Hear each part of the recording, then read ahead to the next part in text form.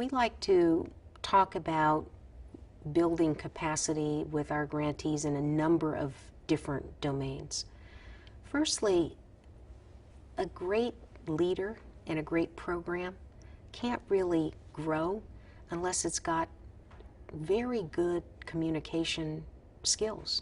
They know how to tell their story in a very strategic way. So we are very conscious of trying to build capacity in communication among our grantees. Secondly, many of the programs in which we invest are about creating policy change, whether it's the Center for Tobacco-Free Kids or some of the policy work that we've done in childhood obesity, trying to change whether schools are actually healthy places or unhealthy places. That requires policy change. And that requires that our grantees be able to talk about their work with policymakers in an effective way. So we've developed programs to build capacity for them to reach out to policymakers, tell their story, and understand not only how to tell it, but when to tell it. When in the policy cycle, it's important for them to engage in the debate.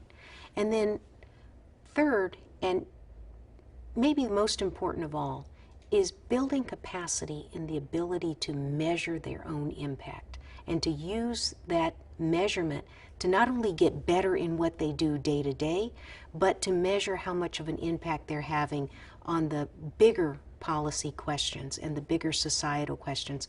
Because most of the people that we're working with, we're trying to harness their efforts towards not only improving things where they are, but being part of a social movement that will improve things for greater society. Capacity building is expensive. It's one of the reasons that when we look at what some people would consider administrative costs for the foundation, they're relatively high. But on another level, and I think the more important way to think about this is, what are you trying to achieve? If you're trying to achieve social change, you have to give people the tools to make that change. And that's, for us, part of the grant-making process and part of what we're investing in. So we really don't look at it as an expense. We look at it as part of the investments that we make in order to create the social change that we think is going to improve health and healthcare.